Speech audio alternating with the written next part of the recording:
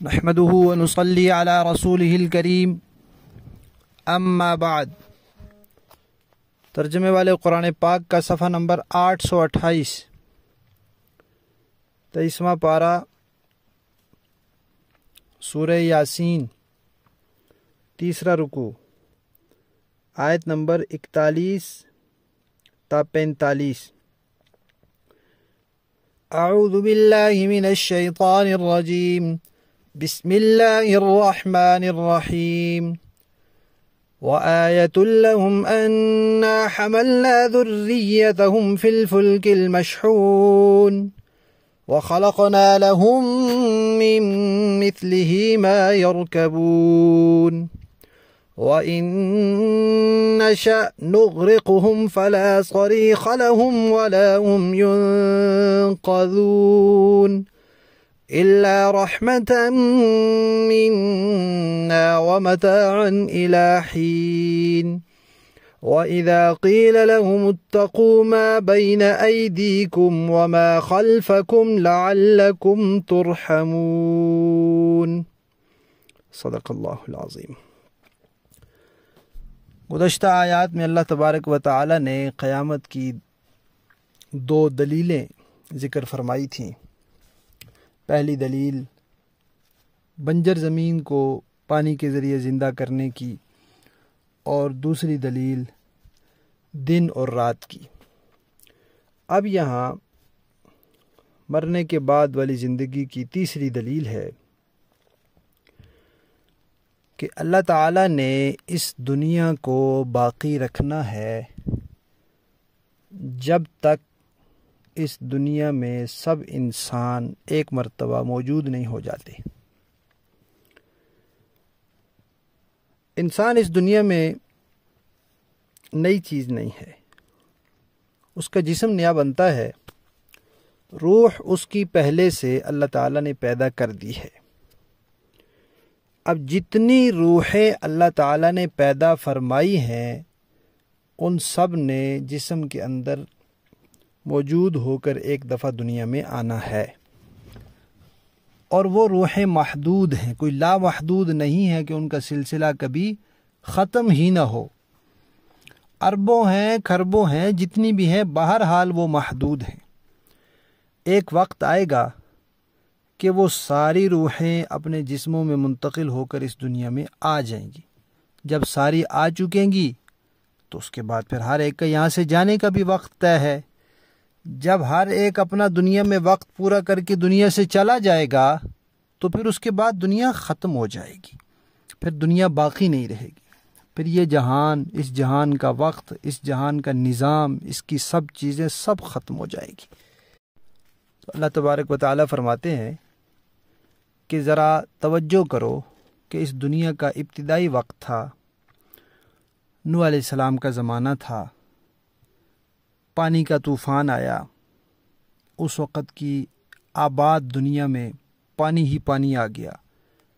سب انسان غرق ہو گئے سوائے ان 80 افراد کے۔ اگر اللہ تعالیٰ ان 80 افراد کو کشتی میں سوار کر کے نہ بچاتے تو دنیا ختم ہو جاتی، لیکن ابھی دنیا کے ختم ہونے کا وقت نہیں آیا تھا، ابھی سارے انسان، ساری روحیں اپنے جسموں میں منتقل ہو کر دنیا میں آئی نہیں تھی، اس لیے اللہ تعالیٰ نے ان 80 انسانوں کو بچایا اور ان سے آگے انسانی نسل کا سلسلہ چلایا۔ تو اس کی طرف اللہ تعالیٰ اشارہ فرما رہے ہیں کہ لوگوں کے لیے قیامت کی ایک نشانی یہ ہے کہ ہم نے ان کی نسل کو ایک بھری ہوئی کشتی میں سوار کیا اور ڈوبنے سے بچا لیا، ورنہ ہم نہ بچاتے تو دنیا ختم ہو جاتی۔ پھر اللہ تعالیٰ فرماتے ہیں کہ دیکھو، وہ دنیا میں پہلی کشتی تھی، وہ اللہ تعالیٰ نے نوح علیہ السلام کو براہ راست فرشتے کے ذریعے اس کی تعلیم دی تھی کہ یہ اس طرح بنانی ہے۔ اس کے بعد پھر انسانوں نے کشتی نما چیزیں بنانی شروع کی، کشتیاں ہیں، بحری جہاز ہیں، آبدوزیں ہیں، اب وہ بھی تیرتے ہیں پانی پر، اور اب انسان نے ہوائی جہاز بنائے جو ہوا میں تیرتے ہیں۔ تو اللہ تعالیٰ فرماتے ہیں کہ کشتی جیسی اور بھی چیزیں ہیں وہ بھی ہم نے پیدا کی ہیں، ان پر انسان سواری کرتے ہیں۔ پھر فرمایا کہ اگر ہم چاہیں تو ہم انسانوں کو غرق کر دیں، جہاز گر جاتے ہیں، لوگ مر جاتے ہیں، کشتیاں بحری جہاز ڈوب جاتے ہیں، لوگ مر جاتے ہیں، آبدوزیں لاپتہ ہو جاتی ہیں، لوگ مر جاتے ہیں۔ اللہ تعالیٰ فرما رہے ہیں اگر ہم چاہیں تو ہم ان کو غرق کر دیں، اور اگر ہم ان کو ڈبو دیں، ان کو غرق کر دیں، تو پھر یہ اس وقت فریاد کریں گے نا، تو کوئی ان کی فریاد سننے والا نہیں ہوگا، نہ کوئی ان کو چھڑانے والا ہوگا۔ لیکن یہ ہماری مہربانی ہے، ہمارا فضل ہے کہ ہم نے انسانوں کو ایک وقت تک دنیا کی چیزوں سے فائدہ پہنچانا ہے۔ جب تک وہ وقت نہیں آ جاتا تب تک انسانیت دنیا سے ختم نہیں ہوگی۔ لیکن اس کے ساتھ ہی اللہ تعالیٰ نے یہ اشارہ بھی فرما دیا کہ یہ نہ سمجھو کہ کوئی دریا میں جائے گا تو وہیں اس کو عذاب پکڑے گا، بلکہ عذاب جہاں انسان ہو وہیں اس کے گرد و پیش میں عذاب آ سکتا ہے، دائیں بائیں سے عذاب آ سکتا ہے، اوپر نیچے سے آ سکتا ہے۔ لہذا انسان کے لیے ضروری ہے کہ وہ عذاب سے بچنے کی فکر کرے، اللہ سے ڈرے اور اللہ تعالیٰ کے احکامات کی خلاف ورزی نہ کرے۔ لفظی معنی دیکھیے، وَآیَةٌ اور ایک نشانی، لہم ان کے لیے، اَنَّا حَمَلْنَا کہ ہم نے سوار کیا، ذُرِّيَّتَهُمْ ان کی اولاد کو، فِي الْفُلْكِ کشتی میں، المشحون جو بھری ہوئی تھی، وَخَلَقْنَا اور ہم نے پیدا کی، لہم ان کے لیے، من مثلہ اس کشتی جیسی چیزیں، ما یرکبون جن پر لوگ سوار ہوتے ہیں، وَإِن نَشَأْ اور اگر ہم چاہیں، نغرقہم ہم انہیں غرق کر دیں، فلا صریخ لہم تو کوئی ان کی چیخ و پکار سننے والا نہ ہو، یعنی کوئی ان کی فریاد رسی کرنے والا نہ ہو، ولا ہم ینقذون اور نہ وہ چھڑائے جائیں کہ کوئی ان کو چھڑا بھی نہ سکے، الا مگر رحمتا منا یہ رحمت ہے ہماری طرف سے کہ ہم نے ان کو باقی رکھا ہوا ہے، ومتاعا اور ہم فائدہ پہنچانا ہے یہ ہماری طرف سے، الی حین ایک وقت تک، وَإِذَا قِيلَ لَهُمْ اور جب کہا جاتا ہے ان لوگوں سے، اتقوا تم ڈرو، ما بین ایدیکم اس سے جو تمہارے آگے ہے، وما خلفکم اور جو تمہارے پیچھے ہے، لعلکم ترحمون تاکہ تم پر رحم کیا جائے، تمہارے آگے کوئی چیز اس سے عذاب تمہیں مل سکتا ہے، پچھلی چیزوں سے، اوپر نیچے دائیں بائیں، مراد ہے کہ ہر طرف سے تمہیں عذاب پکڑ سکتا ہے۔ با محاورہ دیکھیں جی،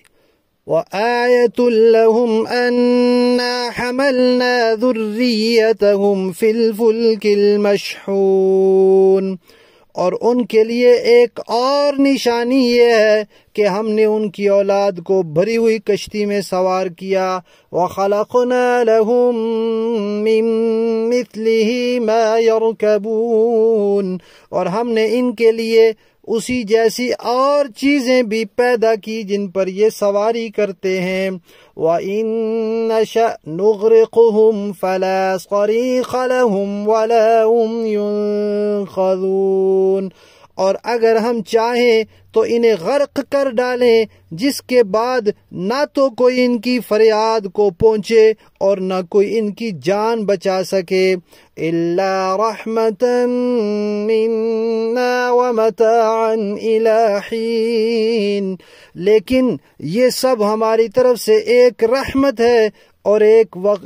معین وقت تک زندگی کا مزہ اٹھانے کا موقع ہے جو انہیں دیا جا رہا ہے۔ وَإِذَا قِيلَ لَهُمُ اتَّقُوا مَا بَيْنَ أَيْدِيكُمْ وَمَا خَلْفَكُمْ لَعَلَّكُمْ تُرْحَمُونَ اور جب ان سے کہا جاتا ہے کہ بچو اس عذاب سے جو تمہارے سامنے ہے اور جو تمہارے مرنے کے بعد آئے گا تاکہ تم پر رحم کیا جائے، تو وہ ذرا بھی کان نہیں دھرتے۔ یہ جو آیت شریف میں آیا ما بین ایدیکم وما خلفکم تمہارے آگے اور تمہارے پیچھے، تو بعض حضرات نے اس سے یہ مراد لیا ہے کہ اس سے دنیا اور آخرت کا عذاب مراد ہے، اور بعض نے یہ کہا کہ بھئی کسی بھی جگہ سے تمہیں عذاب آ سکتا ہے، ہر طرف مراد ہے۔ بہرحال جو بھی مراد ہو، ہمارے لیے اس میں سبق یہ ہے کہ انسان کو اپنے عقائد کی تصحیح کے ساتھ، آخرت کے پختہ یقین کے ساتھ خدا خوفی دل میں پیدا کرنی چاہیے، اور اس کو ڈرتے رہنا چاہیے کہ اس کے دائیں بائیں آگے پیچھے کی کوئی بھی چیز اس کے لیے عذاب ثابت ہو سکتی ہے اور اس کے ذریعے اس کو سزا مل سکتی ہے۔ اللہ کی سزا اور اس کے عذاب سے بے خوف ہو جانا یہ بندے کا کام نہیں ہے۔ اللہ تعالیٰ ہمیں عمل کی توفیق عطا فرمائے۔ صدق اللہ۔